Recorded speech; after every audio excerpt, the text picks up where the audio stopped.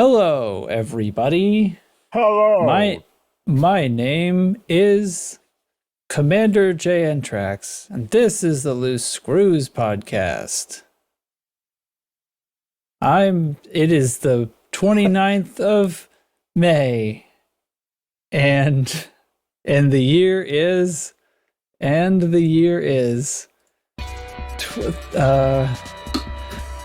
2023 1816. 3309. Oh my god.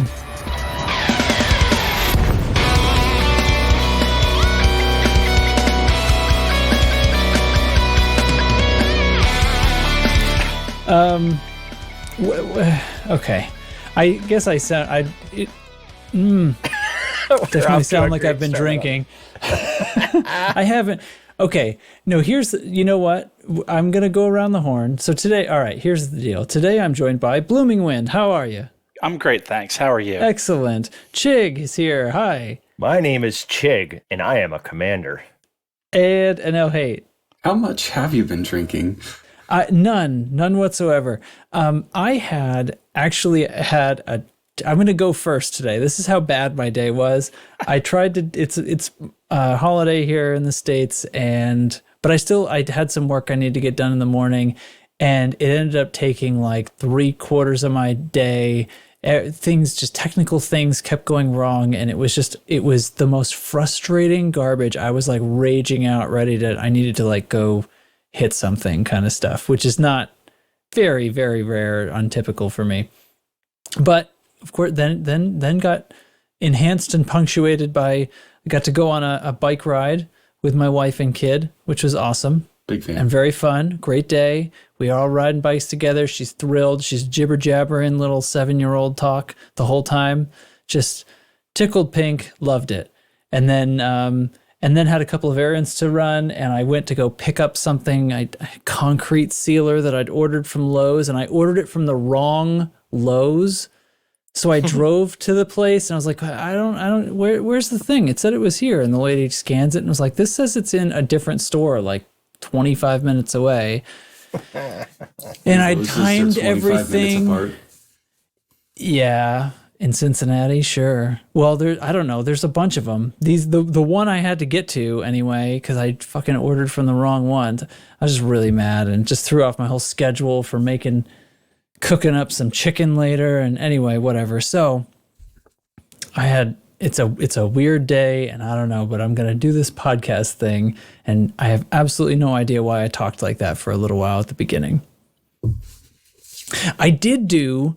This past weekend, though, I had a great success of a giant recording session. We've been planning for a while, and it was this massive project. This composer, we got together an orchestra and singers, and it was like 31 people, and we're all going to be in this studio. It's a studio that I work at kind of regularly, but we never do sessions of that size. Like, I brought in extra equipment and added 16 more input channels to the studio's typical rack of equipment in order to wire this all up.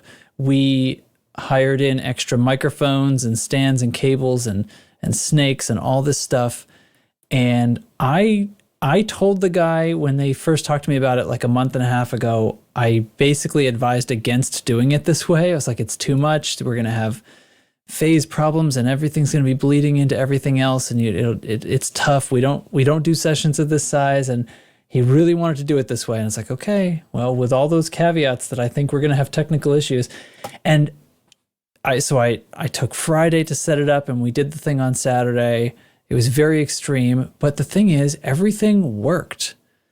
And I set it up, and the equipment worked all the first time. I set it up correctly, and it just worked. And we didn't have any microphones like fail on us. And the musicians that the composer hired were all phenomenal. And many of them were just sight reading because we didn't really have time to do rehearsals and things. And even in the beginning of the session, they were like, everybody was going around just asking all these questions, and I'm overhearing all this stuff. Like, I'm totally lost on this section here. Can you explain this to me? And I'm thinking like, oh my God, like Everyone here is totally lost. And then downbeat happens and they just play it and it sounds great. And we did like full 2 takes and then a bunch of other little bits that we can edit in and things like that if need be. And the day happened and was a success. And I truly did not think that was going to happen. So that was my big news. I think this is a perfect example of, you win some, you lose some. You had that perfect day, and then you had today. And I'm paying for it. Exactly. Should have known it was coming. Oh my goodness. Well, so in-game news, I was one who had my thumb on the button and got my hands on some pre-release Aegis equipment.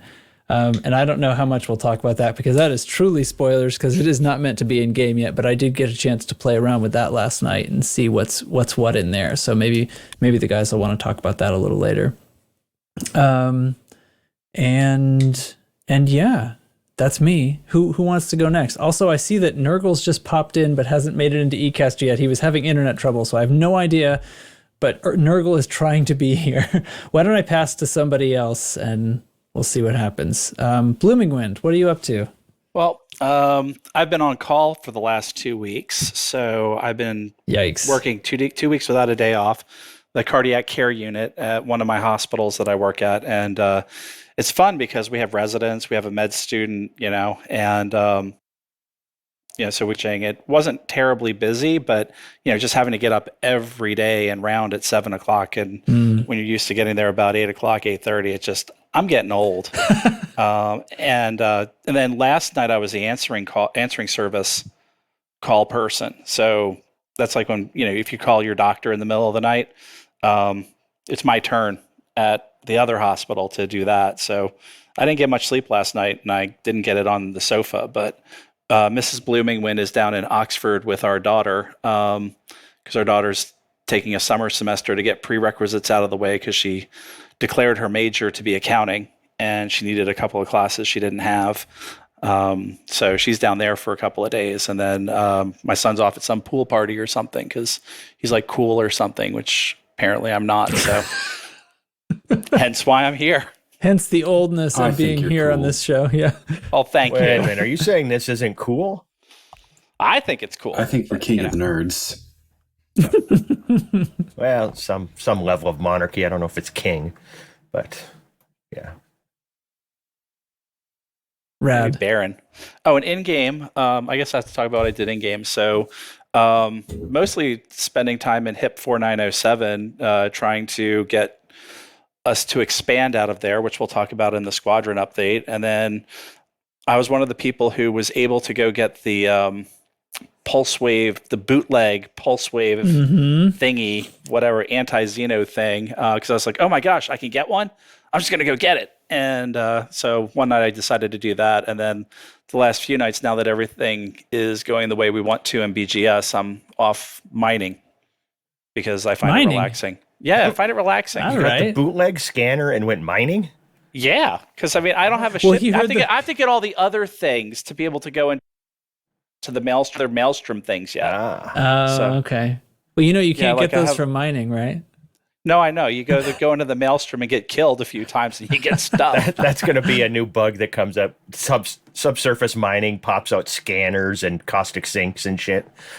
I love it that way. He just accidentally releases the thing on a few stations, and he sees it and goes, "Pulse wave Xeno scanner. Oh, pulse wave. Okay, yeah, let's go mining." I'm not using it on my T10. But he's out there with the pulse wave Xeno scanner, like, "Where's my tritium?" Just waiting for it's a not bug pointing to pop at out. anything. Just waiting for a bug to pop out of one of these rocks. This guy. This guy. These guys. All right, on to hate or somebody now. Okay, hate or somebody now. What you been doing, my man? I hosted last week's episode, and I think it was a roaring success. Oh yeah, you guys did great. Although glorious. I'm going to quiz you a little later, but I don't think you talked about any of the notes I wrote. Did you write notes? Oh, I'm yeah. the guy that opens the notes. I think I opened the notes and then looked and then saw that the BGS wasn't updated. And then put just the teeniest bit in there so I could give myself a pass for having done it, and then just like ignored the rest of the notes. Yeah, so it's all right because we wouldn't have had anything to talk about today if you had talked about the notes. But so we'll just be a week behind. But I'm not giving you a hard time because it is, even if you do it all the time, it is often confusing and easy to like get mixed up at where you are and not follow the thing in the heat of the moment when you're on a recording. So no worries at all. You guys did a great episode. I had a blast. Yeah.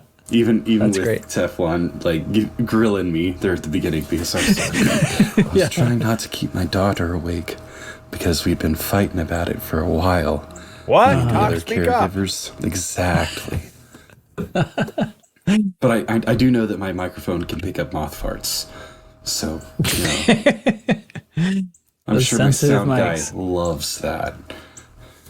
And then in game, I had to get the paperwork out of my lakefront beach house on Ross 310-2, and then take it to my office in Kama. And it's taken me like 3 weeks to do that. Is that a euphemism for something? Is he trying to tell us he's in trouble? I haven't played game. I haven't played the game at all. Blink 3 times. Yeah, if you're telling us this under duress, please make a moth fart. Tell the moth to fart. In real life, though, I have moved my computer. I have a desk that a friend bought me off Amazon for $31 and change and free shipping. And they shipped it to my house. And I bought a Switch, a network Switch, not like a Nintendo Switch, a network Switch. And I got it set up and with a 50-foot cable running from my modem to the Switch, and then it's all split up, plugged into my computer, and my roommate's PlayStation 4 and Xbox are on the other side of the room.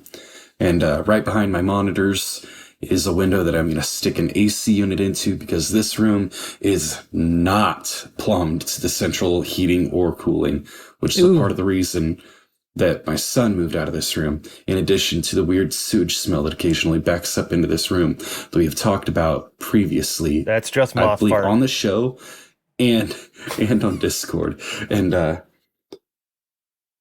unless my shower agitates the moths and causes them to fart, I don't think it's moth farts. Believe we have a show name already, though. But all right. Okay. That's great. Great. Yeah. Yep. And it's much nicer. Now I just have to find a computer chair because I'm sitting in a folding deck chair. Not even like a nice camping chair, but a deck chair. Oh, well, that's not great. Yeah.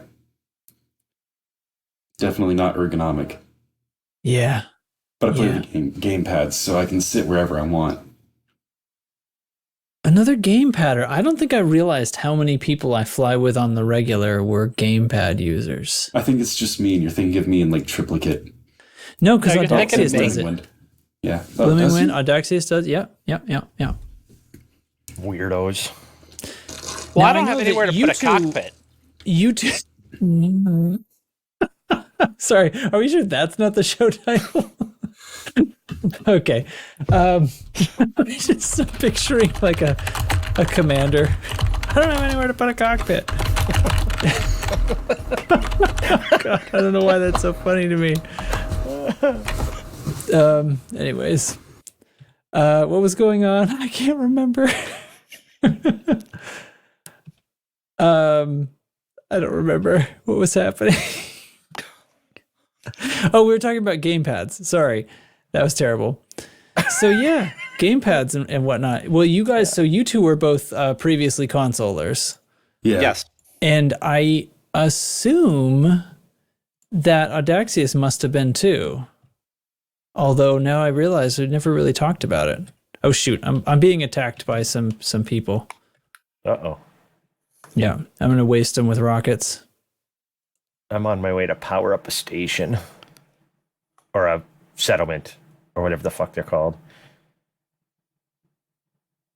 Well, should I go? I don't remember what I did the last week and a half or two. It's been 2 weeks. And yeah, good job, Hate, last week. You and Boob and Teflon. Was it just the three of you?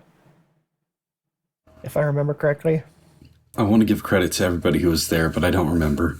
Okay. I've had an impossibly long week. You guys did an awesome job, and I hope continue to do that on weeks that I can't make it and Trax can't make it. That was it'd been a long time since either me or Trax or Atai Worsham were on the show. Episode 5. Oh, okay. Yeah. Episode 5. It's been a while. But yeah, you guys did a great job. I enjoyed the listen. I just wasn't going to be able to make it. My daughter had a band concert. So yeah, there was that. And, in game, I don't know, I've gotten out, we've done some, Maelstrom stuff. We've done power up stuff. We've done just flying around, killing stuff. I know we've just been doing the stuff. Right now I'm just, because I just find it fun. These stupid power up missions on the ground are just fun. So I'm going to go do that while we record the show. And that's Excellent. All I got. All right. Well, I still haven't killed these idiots yet. Should probably do that because now I can't concentrate on what's happening. Oh well. Well, hey, can take over. Hey, take it. Wait, hold on. I forgot how to read. Incoming priority message. Squadron briefing.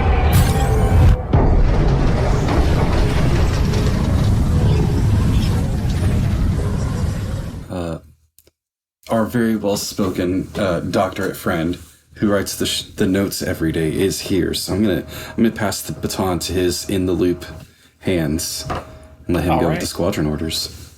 All right. Well, this is the first time I actually heard the squadron update bumper music, so I was actually ready to be cued in. So we just won wars in Tripu and what was the other war? Yenti, and then we're expanding out of HIP 4907, and our target is Myola, which is going to be a lot of fun because there are 2 zombie player factions and 2 active player factions that we've contended with in our system. And then we would like to welcome a Asseljet into HIP 4907. Other than that, things are quiet for now in Screw Space, but things could explode at any given time. So thank you to everybody who participates. And just check the standing orders every day if you're looking for something to do. See. Stupendous. Thank you. Yeah. All right. Yes, I've been aware of, but not paying attention to lots and lots of activity in the BGS channel. Yeah. And that's all I can say about it. Yeah, we're going to have a series of expansions in HIP 4 from HIP 4907. That's why we've been putting a lot of effort into stabilizing that system because it's right at the top of Screw Space, and so it's a kind of a new frontier that there's a lot of compatible systems that we can jump to from there. So can you imagine playing in a sphere instead of a disc?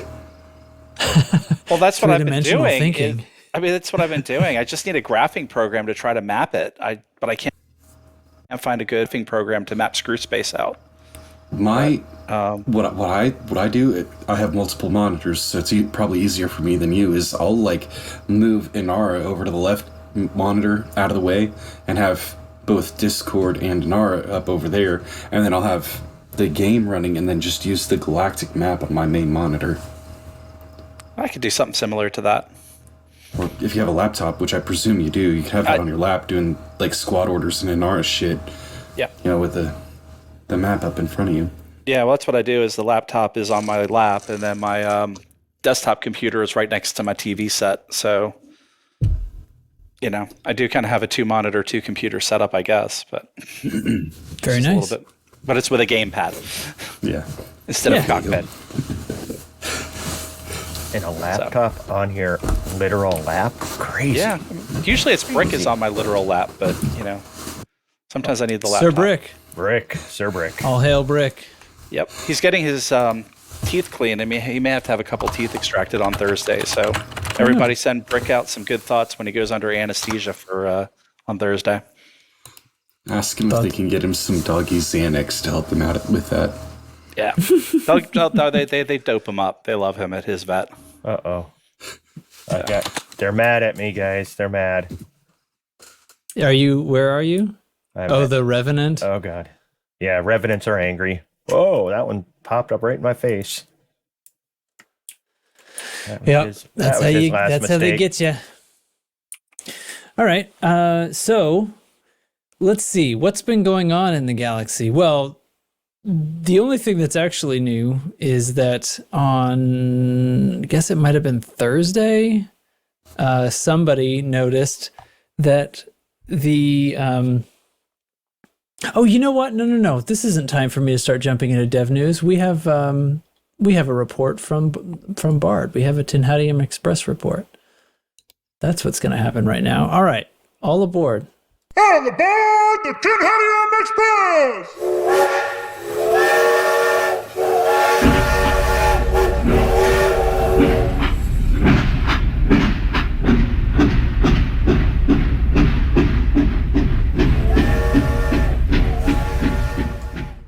Things have been suspiciously quiet on the Express lately.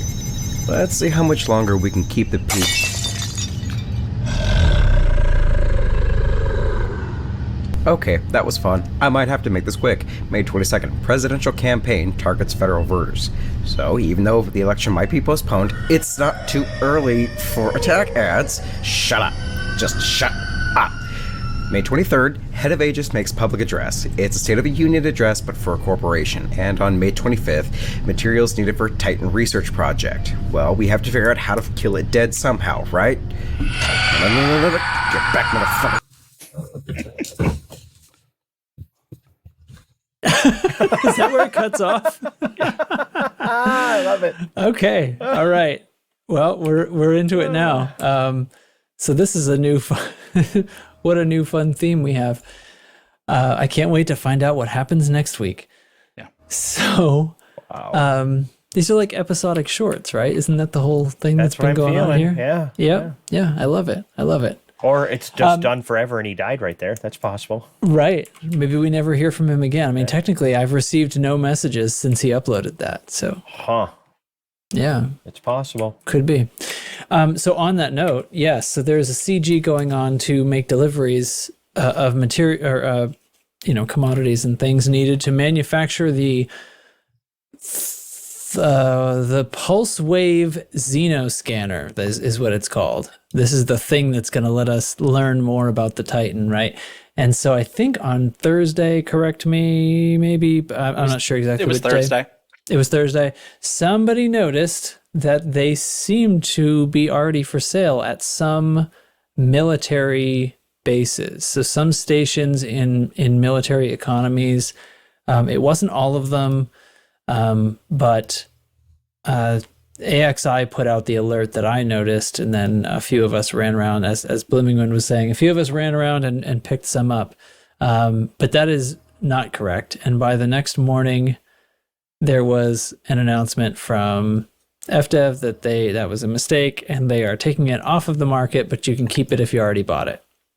Which I found kind of actually surprising. I thought they would just take it away? I honestly that did. Is like, what's the point of that? It's a lot of work.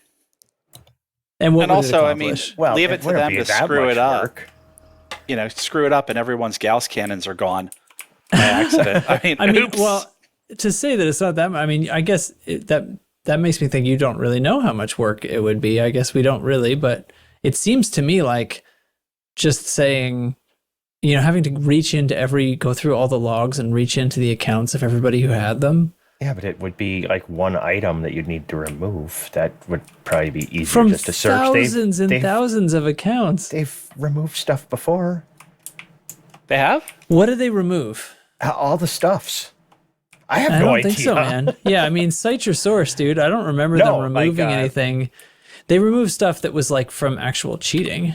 Well, yeah. And if they can find that, why couldn't they find something like this? I'm not saying that they couldn't find it. I'm saying it makes no difference. Because there would be no checking logs for cheating. It would just be, this is everybody's so sensitive about spoilers, bullshit. No, people getting whiny about, people getting stuff that they couldn't get. I couldn't log on that day, so I didn't get it. Why do these people get to have it? Kind of thing. So I thought they would actually just pluck it from everybody. Oh, I see. Yeah. Well, I mean, I understand I understand that sentiment. It's only like a few days though.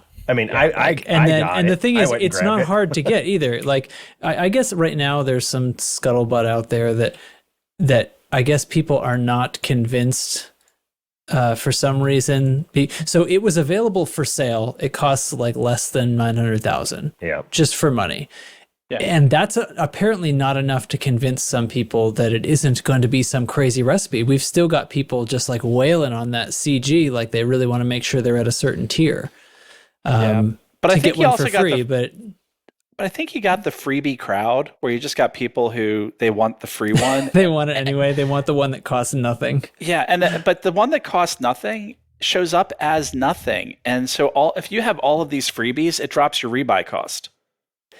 Yeah, I mean, I got a couple freebie ships. Yeah, I have a couple of freebie ships too. Now, a freebie hull though is like a huge amount compared to. Yeah, an 800. I mean, an 80,000 item. Dozens of millions of credits in rebuy change is a big deal. Compared to, I mean, you're talking like the value of. I don't know. Anyway, people can feel how they want to feel, and I don't think it should make them not want to play the CG if they wanted to either. It's where a lot of commanders get together. It's where often some of the most fun gameplay is, even if it's just hauling or bounty hunting. It's more fun hauling and more fun bounty hunting, right? So, anyway, I guess now I'm realizing it probably sounded like I was telling people that they should just not have fun and you should only do things if you absolutely need to in this game. You shouldn't do any extra work. I mean, there is a utilitarian thing to it. I mean, everyone wants to play their game, and I didn't mean to sound like that. If it came off like that, then I sincerely apologize. I definitely think you should play your game the way you want to play your game, regardless of whether you're just going to be able to buy the thing afterwards for a few credits. Yeah. But I mean, if you fell off the truck, and so someone's selling a bootleg, I mean. Yeah. Well, I'll tell you what surprised me a little bit is this seemed like it was a prime opportunity for a lore explanation. Like, whoops, there was a closed beta test going on that Aegis had going on, and a few commanders, found the parts and are testing it out for us. But that test is over. You'll get it. Now we need to finish that manufacturing facility that we talked about, something to that effect would have been fun. But, that's whatever. That's more work, I guess. So that's easier than pulling them from everybody. It's less work than that. Yeah, just it could have been in a forum post or something. But anyway, so that's the new thing, and then other than that, I just got like stuff that was in the notes that got skipped over because you guys were just having too good a time last week. Yeah. So that's what we're talking about this time. Do you want to talk about the pulse wave thingy? Sure. Yeah. Because I've used it. Have you guys used it? Yes.Ig No. Yeah. I haven't. So, well, if you care, I know Chig was just complaining about this, but if you care about the spoilers on this, then don't listen to the next 15 minutes or something. I don't bloody know. I'm a spoilers guy, so spoilers. Yeah. So basically, it functions like. How do I describe it? Well, it sort of has like a dual function. It works like a xeno scanner, like the one that currently works, but that's not the only thing it puts into your fire groups menu. It also adds a pulse wave scanner to your fire groups menu from the same device. So you got to bind both of them to use both. As a xeno scanner, it has half the range of the enhanced xeno scanner, so it will be less useful in combat situations. Than the enhanced one. It's not going to replace that. But the pulse wave thingy, it still does the sort of passive xeno scan, so you can still sort of like tell what kind of ship is following you or is interdicting you, and a few other perks like that. See their shield value and stuff. And you can still do the deep scan, but you do have to get a little closer. But then it does pulse wave, sort of like you're mining. And you got to hold the trigger down. I haven't used the regular pulse wave scanner in so long. I think I've forgotten somewhat, but as I first started using it, I didn't realize at first that you have to hold it down till it it's almost like it's finishing the xenoscan animation. Those two lines kind of snap together in the center. But anyway, you do the thing, you wait for it to go all the way through, and then it seems to, it highlights some stuff on the Thargoid Titan. And it makes some of the materials gathering, the things that you're lasering off the surface, easier to find, because you can see them glowing from farther away. But then you also see these other spots, these sort of larger green spots that you can then extract tissue samples from. And I've found 6 different types of tissue samples on the Titan so far. Well, I should say 2 types, and there are 3 grades of each. There's like a crappy one, a normal one, and a deep tissue sample. Those are the best kind. That's so deep. And they come from sort of the regular ones seem to come from anywhere around it. Like I've seen them appear on all kinds of different surfaces on it. One time I found 4 of them all within range of each other, and I sat there and had 4 research limpets out at a time. And then I was looking around some more, trying to think like there must be something different. And I was looking around the great big maw on the front of it where the interceptors come out of, and I didn't see anything down in there. But then eventually I found some on the sort of tips of the tentacles, is where the maw tissue sample locations seem to be. And that was kind of wild, because there grew to be tons of interceptors and several hunters buzzing all around me. And I'm sitting there using my laser to stay at 1% heat while my research limpets work. And multiple times they came up and like in my face scanned me and then just floated away. And I thought, I was like, oh, I'm done.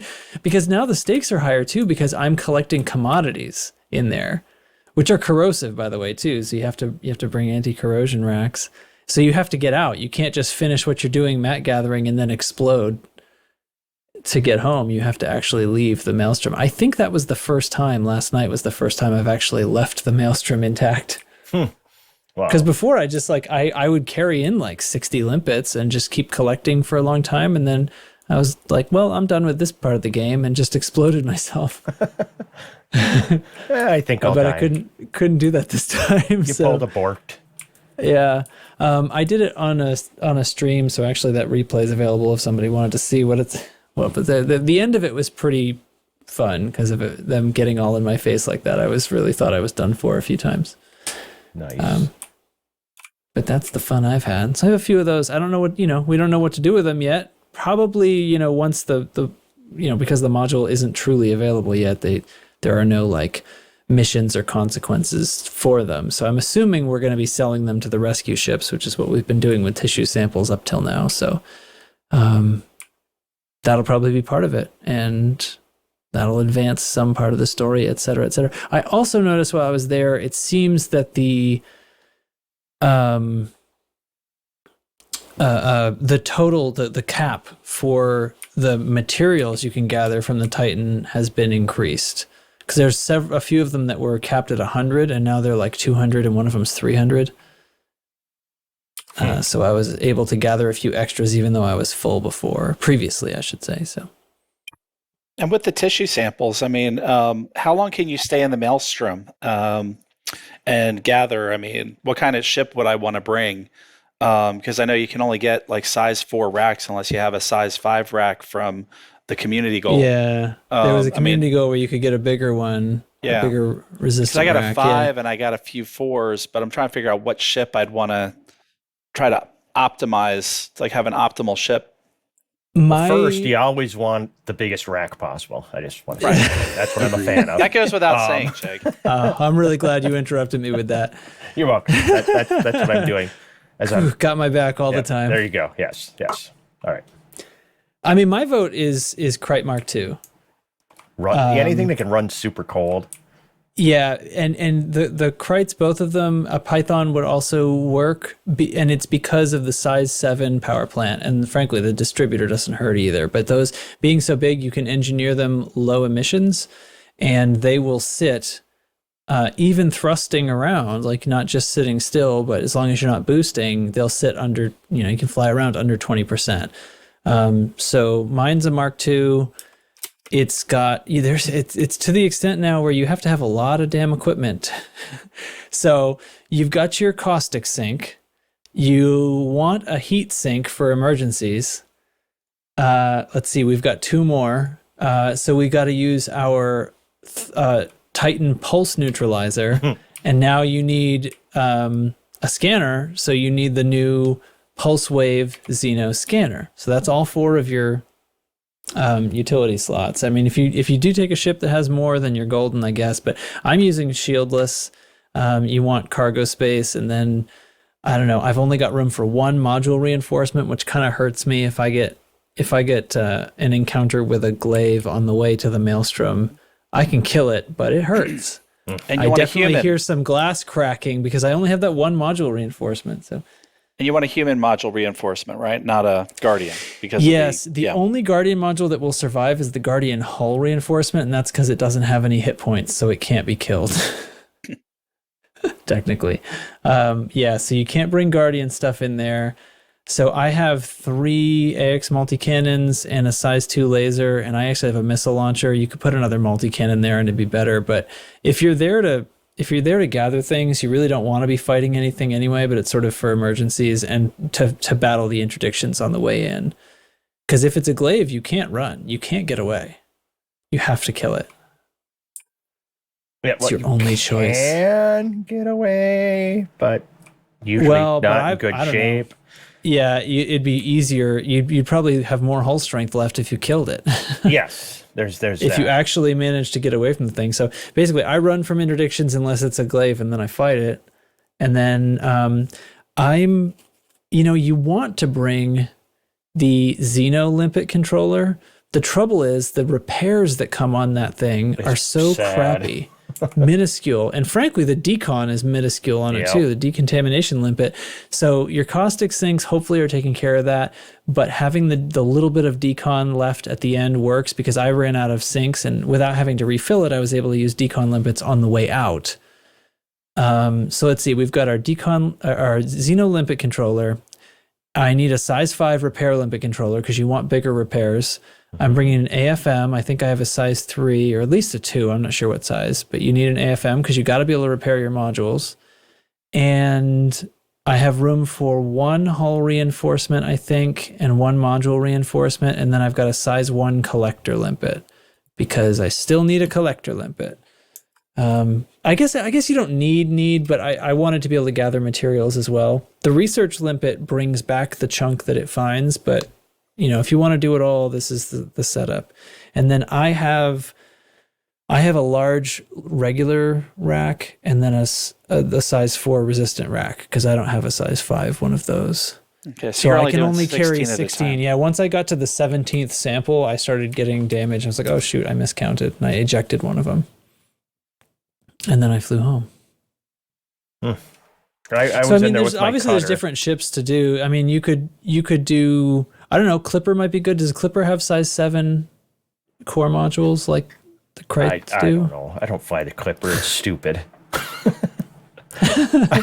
I was in there in my cutter though, which is even more stupid, and ran into trouble pretty damn quick. But I got out alive and flew home and was going to change some stuff up and go back, and then just haven't gotten back there.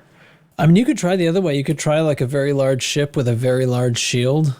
That's kind of take a different tactic, but you can't silent running that way, so it's tricky. Exactly. Tricky. Oh boy. For sure. Why did my ship land over there? The fuck? I'm in trouble. The story of our age. We're gonna dismiss that ship again and recall it when I run farther away. Yeah. Yeah, dude. So it was landing right in the settlement. So all the things Revenant started shooting it. Yeah. And an interceptor. Classic cutter move. Classic flex, cutter flex. Just landing on the Revenant. Yeah. Hey, what's up? Bro. All right. So anyway, that's the pulse wave xeno scanner, which is such an awkward way. I thought it would be like an AX pulse wave scanner or something like that. Anyway, the pulse wave xeno scanner, or the Titan, I don't know. Anyway, that's the name, the true name, the pulse wave xeno scanner, and it'll get released when the CG actually finishes. And I feel it's perfectly reasonable to promise everybody that yes, it will be available for money at the rescue ships, just like the other Xeno scanner, other enhanced Xeno scanner from Aegis. And in fact, everything else from Aegis, because Aegis hasn't released anything. Have they released anything that was a material unlock? I don't know. Are the caustic sinks them? Oh, shoot. I know. In a classic FDev move, they're going to release these things needing ridiculous mats in order to purchase them. I don't believe that, because then you're right. They absolutely would have taken them away from us.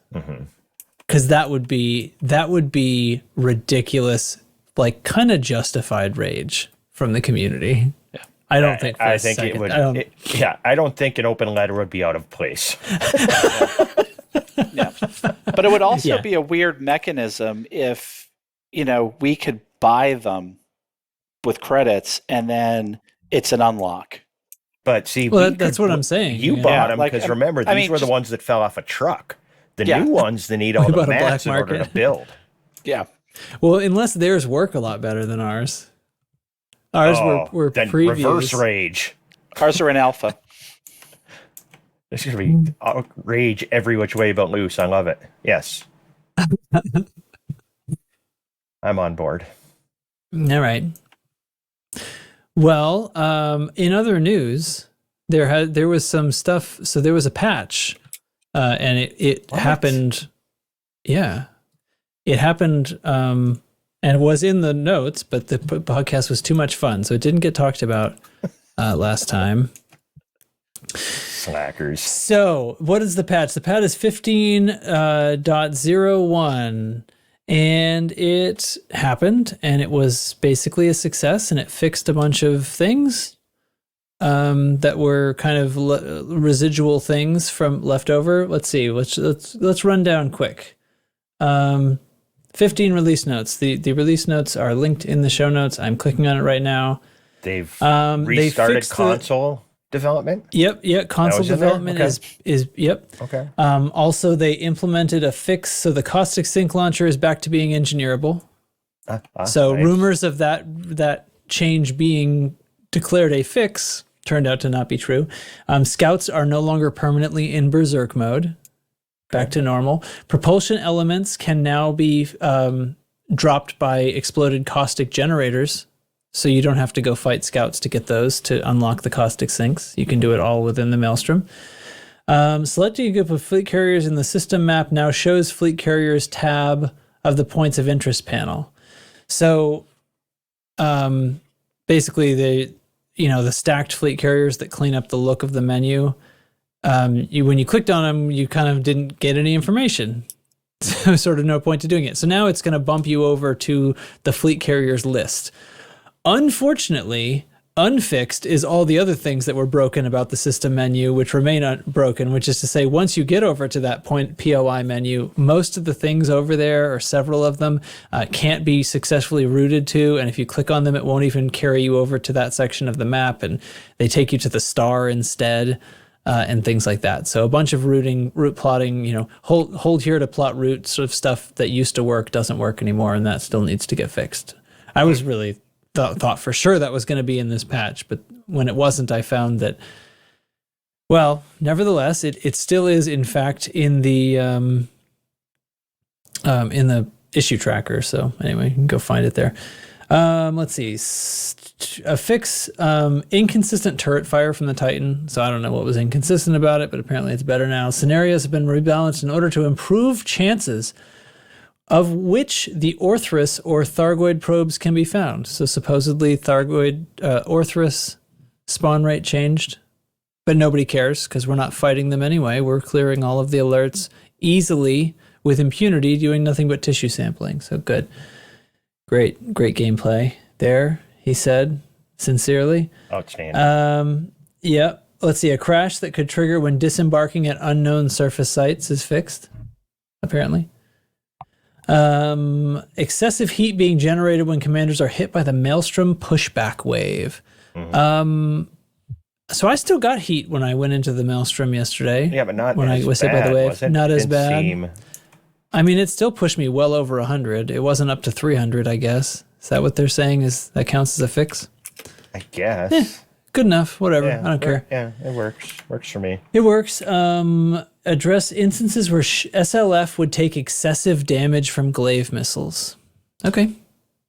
So apparently SLF can now take a normal amount of damage from glaive missiles. Ship launch fighters would become targeted for containment missiles by the glaive. So the glaive would shoot their FSD reboot missiles at an SLF instead of at your ship. So that was a stupid move, you dumb glaives. So I guess they learned and evolved. Thargoids no longer able to get themselves potentially stuck when investigating canisters. Okay, cute.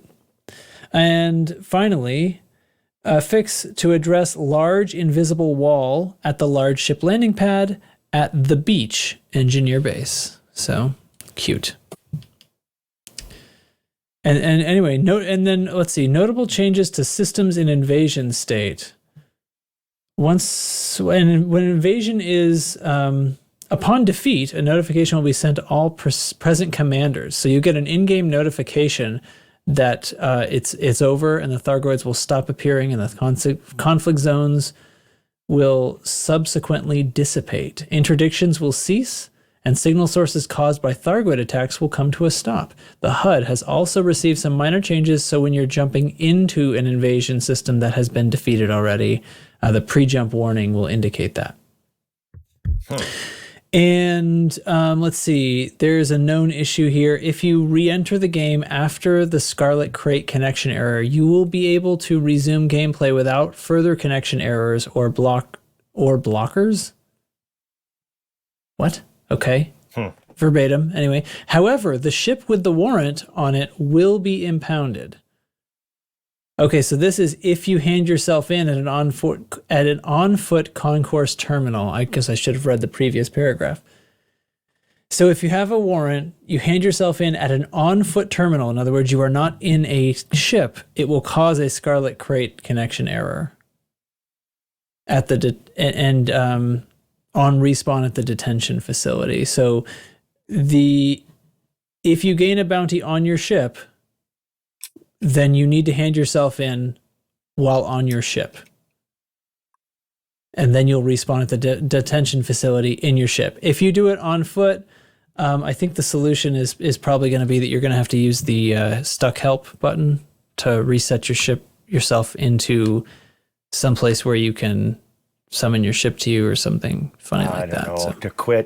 To quote Jim Carrey in Liar, Liar, quit breaking the law, asshole, and you won't have that problem. Yeah, I guess there's that. So anyway, so that was update 15.1. There was another note that was not in the patch notes, but was noticed by commanders, and as reported by the Burpit, there was a stealth mission board change. Anarchy factions are now offering smuggling missions. They are ship-based smuggling missions, like take this to this system and deliver it there. It's like an illegal smuggling mission, but completing it will earn you on-foot mats, Elite Dangerous Odyssey mats, which marks the first time, or I don't know, one of the first times. This is new. One of those stealth patches that BGSers just really want to sink their teeth into, especially for Anarchy factions. Our friends in the Brotherhood of Terramator have had so many problems since like one of the real minor BGS changes like 2.5 years ago. Every one of their systems started crashing, and it was just so hard for them to keep present you know, let alone try and, you know, move forward. I thought it was basically Odyssey because it was Odyssey. Because Odyssey means that's where you want to go to and punish basically an Anarchy faction when you're trying to just murder hobo everything and steal all the materials. Right. So you just get constantly commanders who are coming in and doing that to your settlements. So so the idea being that this should hopefully give them a lever to turn the tide on that and get some influence back by being a lure and also allowing them to run themselves, I guess. Remains to be seen if it's going to have full effect. But it also seems like all they have to do to make sure it has full effect is adjust the influence bonus until it is correct, right? Yeah. So I think it'd be easier just to take scanners and pulse wave things away from people than fixing that, though. Just saying. You're just not going to let me get away with it. I'm just trying to interject something to the show because I'm still running from these revenants. This cutter insists on landing back on the settlement each time. I've had to dismiss my ship 3 times now as I've been trying to get off planet. Oh, that's hilarious. No, it's not. No, I'm running a fucking marathon because they blew up my SRV. He's dumbass. Stupid bastard. You stupid bastard. Oh, there's still a bunch of scavengers at this site. Oh, I gotta go into space again. Oh, never mind, everybody. See ya. I thought I'd cleared them. Anyway, let's see. What else is going on? Well, so there was Frameshift Live 30. I think that's worth a watch if you guys hadn't seen it. Curtis Griffiths and Robin McGovern came back, both of them, talked about sound and game design of the new Titan content, and it's pretty fun, so check it out. They also mentioned that the plan for Frameshift Live number 31 is going to be to show a preview of Update 16, and they said they might even have a date for us at that time. That's a maybe. That's crazy to me. That these updates are coming out this fast. I mean, well, they didn't say the date's going to be next week. Maybe the date is 6 months from now, but like it probably won't be. Just about to say for Christmas. But sometimes they don't even let us know that they're actually working on an update. They're already talking about the next update and talking about a tentative release date is like, wow. That is absolutely correct. Yeah, for sure. So I'm excited. I love a preview. Now, is this the one with the major feature update? Oh, that doesn't exist. That doesn't exist. That was something they wrote on a graphic to us over a year ago. And then as soon as everybody started talking about it, going, hey, aren't we due for that major feature update? They went, oh, you guys still remember that? And then waved us off. Now, wait a minute. They waved us off till December, and they didn't say it would be coming in December. They said they would tell us something about it sometime this year, which I take as... But you said it was on a graphic they showed us. Wasn't that the roadmap they showed us? Is that the roadmap? It's a pretty lowercase r roadmap. Well, it was kind of, hotel bar drink napkin doodle roadmap. Here's the other thing about the roadmap. Nothing else on that roadmap happened. I mean, updates happened, but that roadmap said things about what they were. Like, this one's going to concentrate on performance enhancements. Never happened. Ever. So that roadmap's been done with since the day it was no longer being broadcast on stream, as far as I'm concerned. Yeah, you're saying it was bullshit. I'm saying it was, if it wasn't just pure bullshit, maybe that was a different branch off the trunk or something. What is that? It was a different branch. I understood that reference. Oh, Excellent. man. Yeah. All right. Yeah. I don't know. Because I was hoping like the elections in the Federation were going to coincide with fixing the power play. Yeah, everybody started thinking about it, and that's all the talk that got everybody excited about, oh, maybe the update's going to be power play, and they went, oh shit, wave them off. They've remembered this thing about the feature update. Yeah. None of that. Why did we think it was power play again? Would be the feature update?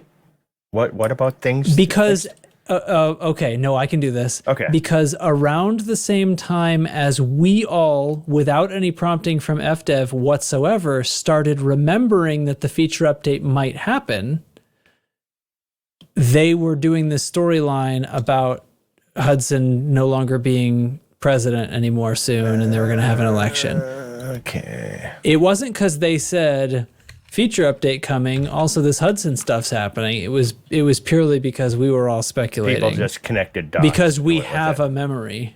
Gotcha. And we speculated with that memory. Huh. So, what do you think update 16 is going to have? Any I'm thoughts? absolutely not willing to update Panther Clipper. Definitely Panther Clipper. We're going to learn some stuff from the Titan tissue samples, and then we're going to go inside it somehow. We're going to learn how to get inside it and sabotage it.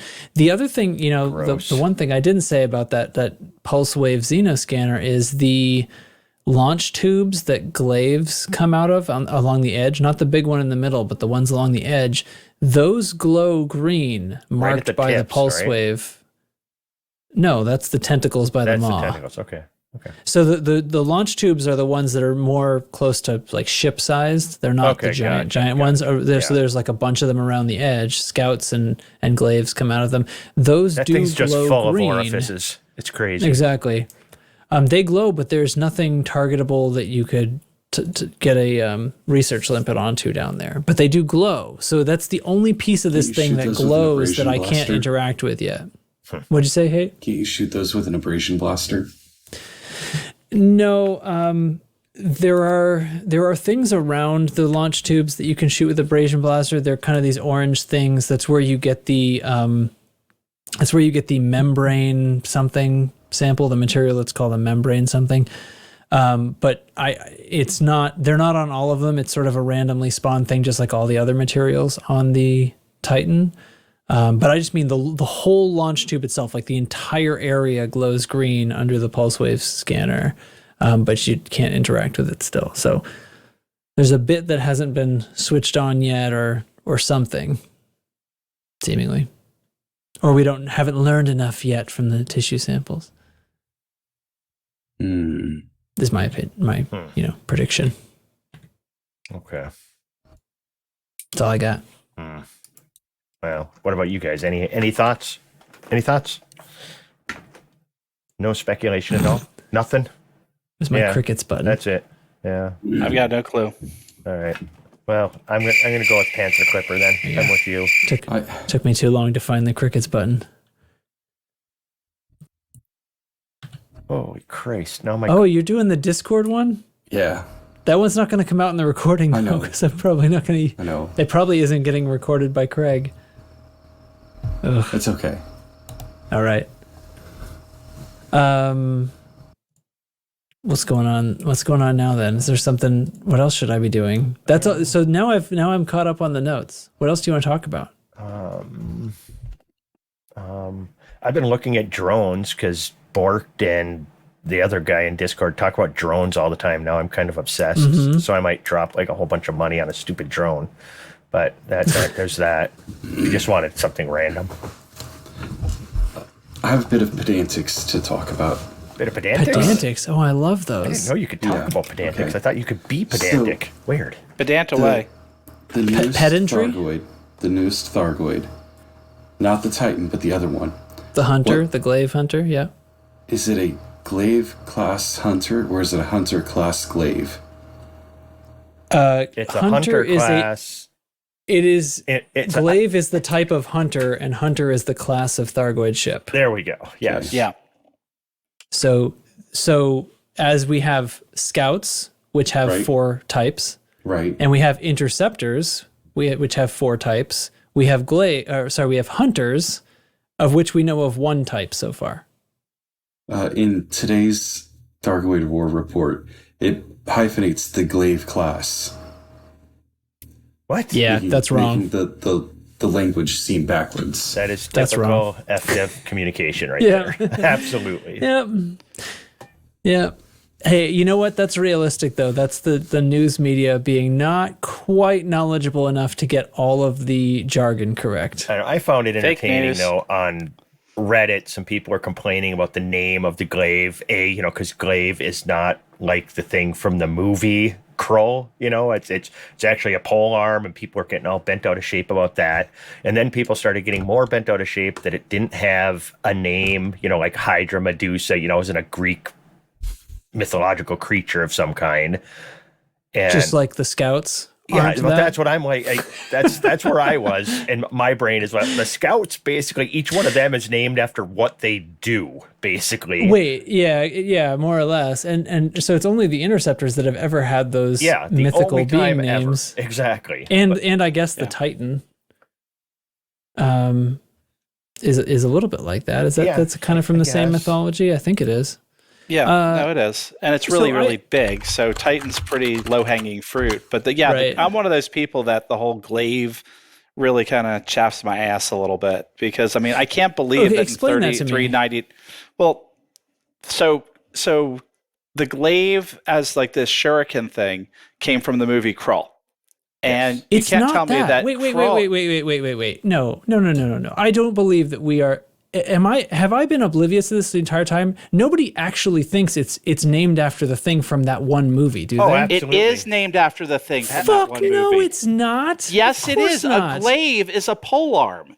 Yes, exactly. It's like a spear. And a Medusa. This thing isn't a spear, it's a throwing spar. None of these things have to do with the shape of the Thargoid monster. It's not. Are you saying it's glaive because it's tip of the spear? I'm saying all of the hunters are going to have a similar shape, just like all of the interceptors have a similar shape, and it's going to be called glaive, and the next one might be. Maybe they're all going to be different kinds of pole arms. Maybe they're not. Maybe it's halberd. Maybe it's not. Maybe it's going to be different kinds of weaponry. Like the next one's going to be some specific kind of sword or something. No, you're wrong. They're all going to be named after obscure movie weapons. It's going to be the Batarang. It's going to be next. Oh my God. It is absolutely, and I am actually sitting in my chair shocked right now. I thought we were all joking. I did not realize for a second that anybody in the world actually thought it was named after that thing in the movie. Oh no, the vast majority. It looks like the thing in the movie. But it doesn't matter. Like it's so okay. Well, I don't know. I feel like it is extremely clear that it is not named after the thing in the movie and has nothing to do with in what the year it looks 3309, Krull has become a cult classic that everybody loves, and some general or space admiral is like, "Oh my God, look at this thing." Is it Beowulf and required viewing for all like the 10th graders? It is in the year 3309. That's the immersion. Well, I just don't like. Okay, so you looked at Cyclops, Medusa, Basilisk, and Hydra and thought, oh yeah, like because of the shape, that's why they're called that? Yeah. No, Medusa, the whiskers, they're the snakes on Medusa's head. Oh, see? for fuck's sake. But that's the third, and on top of all of this. And it's just got one eyeball in the middle of it. Basilisk was really all fast. of them have one eyeball in the middle of them. All of the interceptors have the same eyeball. But for some reason, they're not all named after famous Cyclopses. That's weird. There are famous Cyclopses? Yeah, Polyphemus. I have no idea. The point is, the things you guys are saying is true makes no fucking sense, and I can't believe you think it's real. I love that this is a thing right now because I was laughing at people arguing on Reddit about this like they were out of their minds, and now we're arguing about it like we're out of our minds. It's brilliant. It's good stuff. Yes. You asked if there was any famous Cyclopses, and I almost said one of our community members' names. Brick? Two. There's two now. Two just in loose screws. I thought of the other one. Which one haven't I thought of? Who else only has one eye? I don't want to throw that out on the show. It's not mine are to we tell. doxing somebody's eyeball? Yeah. Oh, I'm sorry. Okay, never mind. We have a pirate in Discord? What? I'm so confused. Okay. All right. This is fine. All right. I didn't know I was going to open a can of worms. I am floored by this, that anybody actually thought it was named after that thing in the movie. Oh my God, I'm still thinking about it. That's so weird. Why would you not think that that's a I possibility. wouldn't put it past though. FDev. That's what I'm saying. What? Think about. I mean, I wouldn't have named it after the thing in the movie. There's only one way to. I guess all we got to do is wait for the next one to turn up and see if it's named after yet another famous individual kind of throwing weapon, or if it's named after an actual category of something. Which I don't. Okay. No, it's going to be obscure. Yeah, if it's a movie shuriken, weapons. I'm right. Is that what you're saying? If it's a shuriken, I'm right, and if it's a halberd, you're right. No, if it's a shuriken, If it's Excalibur, I would be I'm right because that's a category of weapon. That's not a specific weapon that is a named weapon from a movie IP. Right, but what I'm saying is what I'm saying is that they're going with throwing stars, for lack of a better way of putting it, and they're going. Okay, what's another named throwing? Because I guess what you're saying that if they say stars, just named weapons. If they say Excalibur, so but no, but you're saying that because of the way it looks, that's what makes you think it's the movie. So I think Blooming Wind is right here. You're not correct unless the next one is also some named throwing weapon like the fucking Batarang. Right. Yeah, I think Batarang will be next, and you do not. No, I don't. No, I'm hoping. What I'm hoping is that FDev is listening to our podcast, and they're like, "Oh shit, we're gonna name them Ransword, Spedum, and Halberd," and then that way, oh god, Blooming Wind's wrong and Trax is right, and all is right with the world. If we're having this conversation, then I guarantee it's been all over Twitter for 3 weeks, and they've already heard the conversation. So yeah, wow, no, they just listened to our show and they're taking notes. You guys, I was completely oblivious to this since the day before the patch, and they released the NDA was lifted, and they were like, "This is the glaive," you know. I absolutely did not think for a second that it was actually named after that thing from the movie. I don't know. And you know what else? It's because when they showed us the clip and it was like on the stream and it was as if oh no, like what's this found footage? You know, it was that little joke they did, and they showed a picture of the glaive and it looks like the thing from the movie. Like I get that it physically looks like that.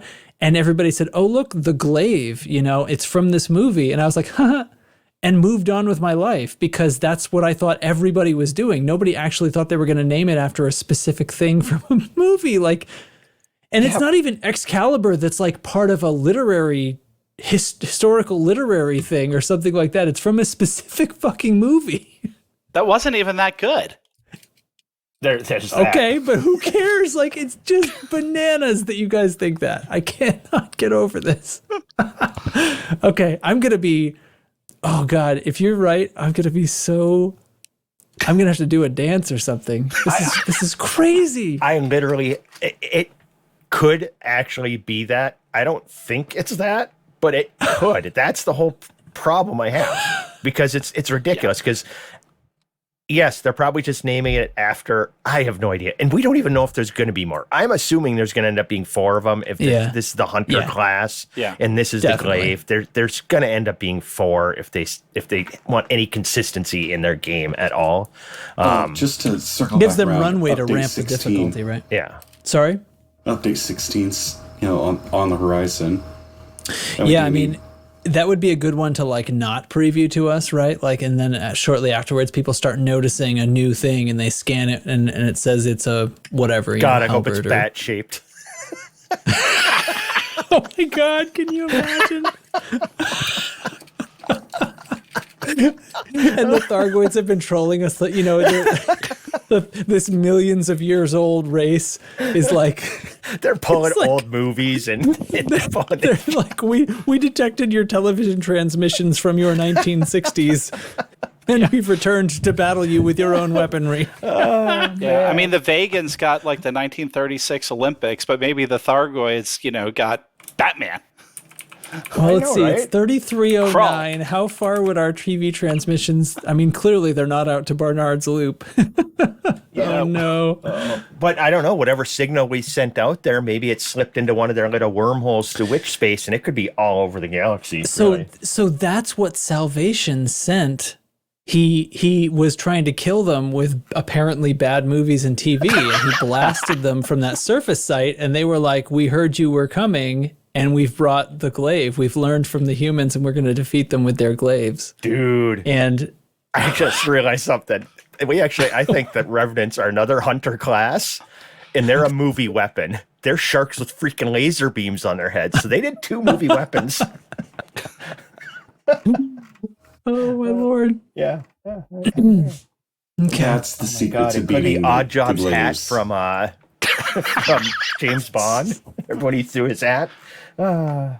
Yeah, that's the secret for beating Glaives, is you just need an on-foot gun. Open your window. Oh, No, my just God. strap someone to like one of the access ports. Bring Yeah. a friend. You got to drop into like the heat vent with a laser pistol. Yeah. I'm going to irritate you to death. Yeah. Good stuff. Oh my god! Oh my god! I This looked up turned like out to be a hell of an episode. famous movie weapons. I'm looking at, and oh my god, that's a fun one to look up. Like Ash's chainsaw from Army of Darkness. It doesn't have a name, unfortunately. Oh. Ash's chainsaw. That would be great. Ash's chainsaw would be the 3rd level. That would be the Medusa or level. how about that variant. crazy gun from Fifth Element? We've talked about Fifth Element a bunch of times. That crazy gun from there. The thing that like turns people into goo or something. The Zorg ZF1. So that's what's coming next. We'll have the Glaive and the Zorg ZF1. And then the Zorg ZF1. I'm on board with this. This is good stuff. Okay. All right. Oh, a Hattori all right, Hanzo so- sword. That would be good too. From Kill Bill. I've got them all now. Yep. Okay. What else should I do to make this into a proper podcast? So Community Corner, BuckyBall is still going on. We're kind of between races right now, I think, but one ought to be starting very soon, I expect. So keep an eye out for that. I think that's kind of the only thing, unless you guys can think of a community thing that you saw that you want to cheer on. I got nothing. Okay. Well, Return of the Jedi is 40 years old. Sweet And we sort of already talked about that because Return of the Jedi is very close to the same age as me. So that came up a couple of weeks ago. But it was actually yesterday, 40 years ago yesterday, as we record. So. I remember seeing it in the theater when I was like 9 years old. And when Luke, okay, spoiler alert, lights up his lightsaber and he's got the green lightsaber. It was like the coolest freaking thing ever for a 9-year-old. It's like, oh my God, exactly. It's green. Yeah. Oh my God. As a youngster, that was my favorite of the 3. Absolutely. Well, yeah, absolutely. And then later I becomes came around Empire. and realized that Empire is better as a film, but Jedi is still lots of fun. But yeah, have you seen, by the way, there's a, now that we have access to stuff since Disney bought everything, we have access to a bunch of like deleted scene stuff that gets put onto the Blu-rays and things. But yeah, there's a deleted scene from the beginning of that movie where he's finishing the assembly on that lightsaber and transmitting it to R2D2 to start the plan, and of course he ignites it all green, and it obviously that's why scenes get cut from movies. People, that would have been awful to blow that at that point. It's a terrible thing to put in the movie, and they shoot it and they produce it and then they watch it and they cut the thing because it makes the movie better. Yeah, absolutely. So anyway. That thrill when R2 launches a lightsaber and he lights that for the first time. You don't even know he has it at that point. Like, imagine if this is like, and I'm, oh my God, I just realized I'm about to rant about special edition, but like, Empire, the special edition of Empire is sort of the worst special edition because of the conversation, the hologram like call that Darth Vader does to the Emperor. They redo it for one thing and put who is it? What's his name? Ian McDermott. Is that who it is? Yeah. They put Ian McDermott in it, who wasn't in that movie, and and give him use his voice and everything instead of the original. And they change all the dialogue to include a bunch of stuff about how Luke Skywalker is Anakin Skywalker's son or Darth Vader's son and all this, and just like I get that now that there's like 9 fucking movies, like most people know it's no longer a spoiler, but that doesn't mean you should stick it in and ruin the movie still should stand on its own, right? Like, why? Like, imagine that thought process. What made him go, oh, you know what we should do? We should just like say it. Yeah. Well, that's why they just should not change movies. Any of this special edition stuff, clean stuff up and stuff, maybe, but don't add dialogue. Don't visual and audio remaster is fine. Especially don't add scenes. Good God. I mean, I don't mind director's cuts that come out like the next year where the director wants to show his actual vision and stuff. That's cool, especially if you're a huge fan of the movie. But I hate that shit. Lord of the Rings, is, like the super extended Lord of the Rings stuff, there's a lot in there that really is, it's all still pretty good. It's really brutally long, but if you really want to go through the 4.5 hours of Return of the King, you can, and there's nothing in there that you're just like, well, this is completely stupid and spoils the film. Like, it's not like shown to you in the wrong order or anything. It's just, is it really that necessary? Like the original version comes out great. The long one comes out great if you like that it's long, Those both stand on their own. Yeah. But they're also, but the Lord of the Rings are also an adaptation of novels. I mean, Star Wars of a much is all longer work, right? Yeah. And Star Wars is just, George Lucasing. And I think the problem is when he did the special edition, he was like, I'm going to put this in because the prequels are already out. And I guess he wants people to be watching the prequels first, which is an abomination. You watch them second. Right. I mean, even my kids know that. If you watch them at all. There's that. Well, they have been rehabilitated. I mean, no. Here's the thing. No, you know what? Here's the thing. They're the same. We were just talking about that. They're the same. If people think differently of them now, it's because they were either wrong before or they're wrong now. The movies are the same. No, everything's relative. The episodes 7, 8, and 9 are so fucking bad that the prequels aren't nearly as bad as we thought. My opinion is that everything is not relative. The movies are still equally as bad as they ever were, and the only thing that can change about you is how wrong or not wrong you are. When am I ever wrong? Come on. I'm very wrong. No, I want to say this. Talking about special edition stuff, director's cuts, the movie The Abyss, James Cameron's movie, I know hates James Cameron with a passion, but The Abyss, there's a director's cut of that's like an hour plus longer, makes that movie... It's a good movie in its original. The director's cut make it almost a different movie and just way, way better. I felt that way actually. Well, now we're on James Cameron. I felt that way about Aliens. The director's cut there is considerably longer. It doesn't. I don't think it hurts the movie. It does like kind of give away a couple of things, but there are things that aren't really spoilers because you're there to watch an alien movie. It's not a surprise that there's aliens down there on the planet. It's not Citizen So all Kane. you do is you get to see sort of what the place was like a little bit beforehand, and there's some extra stuff thrown in various places. It doesn't harm the movie. It does make it quite a bit longer. He did cut that thing to ribbons for the theatrical release, and both versions I think work. But I think that's another good example. And it's James Cameron. Yeah, it is James Cameron. So, since we're still on the Rambo 3, 35 years old. Yeah, they talked about that on the show last week. Did they? Like, is this old stuff? Does anybody care about Rambo 3? I do. Chig does. I think. Also, Finding Nemo. Hey, that is the first of these movies that's younger than me. 20 years old. Pixar doesn't miss. All right. So I mean, if you watch it 3 times a day for several months, you get pretty burned out on it. Yep. Yeah. Burned down on it. Yep. That's fair. That's fair. That was me 200006. Do you want to build a snowman? Wait. Excuse me. All right. What else is going on? Do you want to? What is it? If nobody's here with a proper cheese, then we just say it's Kraft Singles. Fuck you. Our sponsor. Right? Yeah. If you don't like it, fuck you. Yeah. If you don't like it, all right. Have you guys ever done cojita cheese? Yeah, maybe. I mean, I've eaten it. I don't know if I've done it. Now, what does he mean by that? And don't answer and move on. No, I've done a segment on a cheese segment. It doesn't. There's a very good Mexican cheese that's good in a lot of stuff. Yeah, I like cojita cheese. I don't know if we've ever actually had it on the show.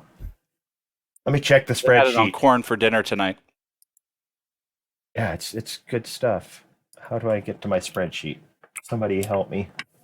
Need I don't know. I'll tell you what. I'm gonna run through the ending stuff, and by the time that you'll have found your spreadsheet, and we can do a cheese. The cheese will be the very last thing we do, up, or whatever he says. Yeah, Tefbot loading.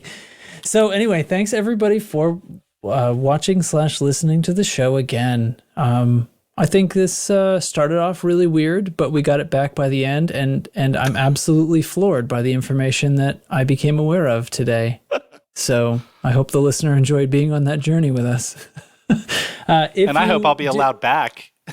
Oh, everybody's fine. I'm not mad at anybody. I'm utterly shocked. So sincerely shocked. Okay. Anyways. Update 16, the Batarang episode. This makes it, I'm floating back to it again. My thoughts are floating back to it again. This makes it exciting though. Like, I was absolutely sure. I think I'm still absolutely sure that I'm right about this, but like, oh God, it's a whole new world out there now that I'm anyway. So if you like the show, tap that little rating thing on whatever you're listening to it on, and, put a like on it if you're watching on YouTube. Just do that. And, more people might like it if you liked it. So do that. Drop a comment. And we have a merch. Talk to us. Huh? Drop a comment. Talk to us. Yeah, we get occasional comments. I try to keep track of those. It doesn't always ring on my phone, so I've like replied to people 3 days later before. But yeah, by all means, YouTube comments, or there's probably comments on a bunch of different platforms now. And you know what? If you're commenting on the show, if you leave a comment on the show, then you should definitely be in our Discord, which is discord.io/loosescrews. And there's a merch store. There's t-shirts and all kinds of different things like that, hoodies. We've got some funny designs. We haven't done a new one in a while. Leave a comment for a new t-shirt design or a new whatever kind of design. We put them on drinkware. We put them on apparel, whatever. Actually, Chig Chat. Drop in Chig Chat this week. Yeah. Ideas for new designs for t-shirts or anything you'd like to see. If you think you got something clever and funny that you'd like to see, give us that. Also, I want to hear your guys' ideas for the names of the other hunters. Let's do a little go for that stuff, and please include in your message. Did you / do you think they actually named it after Glaive from that movie? Krull is the name of the movie. Jesus, quit saying that from movie. The movie. I've never fucking seen it. I have no idea. I don't think I need to respect that. You already said it was a bad movie anyway. It's not good at all. Okay, so tell me, did you really think that? I need a head count. Do you really think that? Do you still think that? Can we put? Because I assume I didn't change their mind. Yeah. Okay. So, and finally, if you want to support the show, patreon.com/loosescrewsed. We don't pocket any of that. It just goes into the community. We keep talking about, we're going to do some kind of fun event, and we're going to have giveaways. Probably we'll just pay for some of our own merch and give it away and stuff like that. But we use it for things that it should be used for in the community. So thanks for your support. And also it helps us record the show, obviously. A little bit of expenses that we have there. That's the story. All right. Did you find your cheese spreadsheet? Yeah, I didn't see Cajita on there anywhere. We had a lot. I could read the whole list if you want to add about an hour to the show. I don't. Okay. I don't. Thank you, though. Yeah, you're welcome. Next time. All right. So is there any more? Have we already described the cheese enough? Yeah, give us some Cajita info, Blooming Wind. Yeah, it's Mexican, crumbly, salty, and really good on corn. And that's what I know about Cajita cheese. Pardon me, I had it on a little corn bit while tonight you were for doing dinner. That. Okay, awesome. That sounds fantastic. I didn't mean to sound like I was choking, and I tried to mute myself, and then it seemed like I should start talking again, so I unmuted. See, I know it because one time my wife was making some kind of fish taco thing, and the recipe called for Cajita cheese. Couldn't find that shit anywhere, and now I see it all the time. Every time I go to the grocery store, I see it. So it's become rather time for popular. A fish taco night. I know, right? Absolutely. Yeah, that sounds great. Yes. I might just do that. In fact, fish tacos with, what's it called? Cojita? Yeah. Fish tacos with Cojita cheese. That's going on my menu this week. All right. Thanks, everybody. And see you next time. Say goodbye. Deuces. Bye. Bye.